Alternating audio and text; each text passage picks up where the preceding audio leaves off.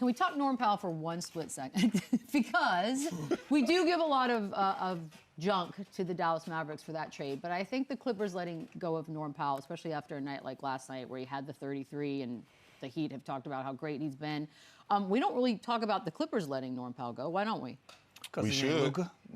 Because he ain't Luka, but we should. You know, that is another trade. I thought he had an opportunity to be an all-star last year. He had a chance to get some money as well.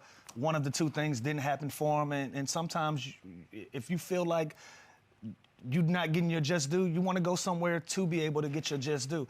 And I think this is the perfect marriage for him down in Miami. You know, we talk about Heat culture, the structure that they have, how organized they are, the way they carry themselves as an organization. If you're overweight, you're not playing. How they go about conditioning. Norm Powell is a guy that's fit for that type of environment. I think he thrives in an environment where there's structure, where there's accountability for you to do things outside of the basketball rim. This might have been the perfect thing to happen for him. So we can concentrate on the Clippers, but I think for the Miami Heat to recognize this is a guy that we feel like can be a culture changer for us, or that can fit into the culture that we have, we got to go get this guy. And it shows. He's averaging 25 points for him. Yeah, and he did this last year. I think it was a bit of a surprise. Now he's on scouting reports. Now he's one of the main focal points, and he's still doing it at a high clip, at a pretty solid percent, at 46%. To average 25 at 46% with the way he plays and like a high volume guard. He's now his second year, so now he's becoming more consistent. And I didn't love the trade just from the Clippers standpoint when I know James Harden is their dominant ball handler and Kawhi Leonard. Those guys are getting older. Those guys are going to miss games. And you had a perfect third option that can kind of step into that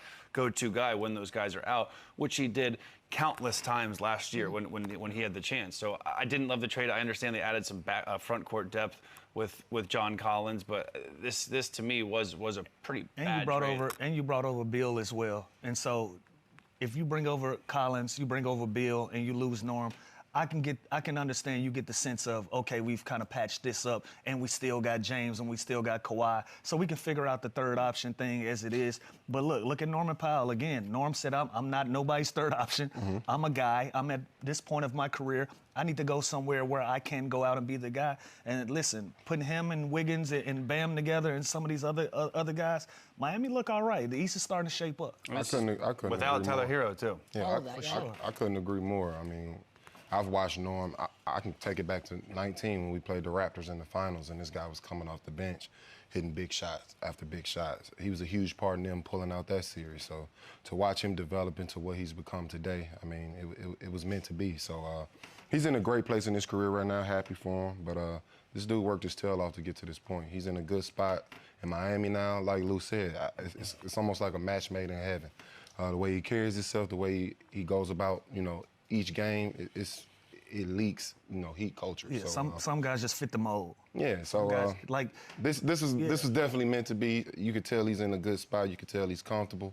Obviously, this organization is behind him, and they're also, you know, they're doing their thing right now. A lot of people had them written off in the beginning of the year, but when you really look at this roster, you think about the way they play. This is a good combination of players. It's a combination of underdogs, led by Bam, who's been an underdog basically his whole career. Mm-hmm.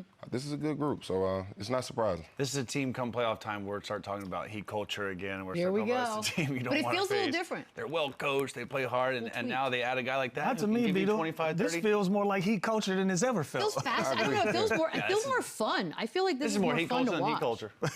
It kind of is. It's more Heat culture than Heat culture. And by the way, it begs the question: are they better without Tyler Hero? I'm just kidding. I would never do that. Guys, that's what they're gonna do all day, everywhere.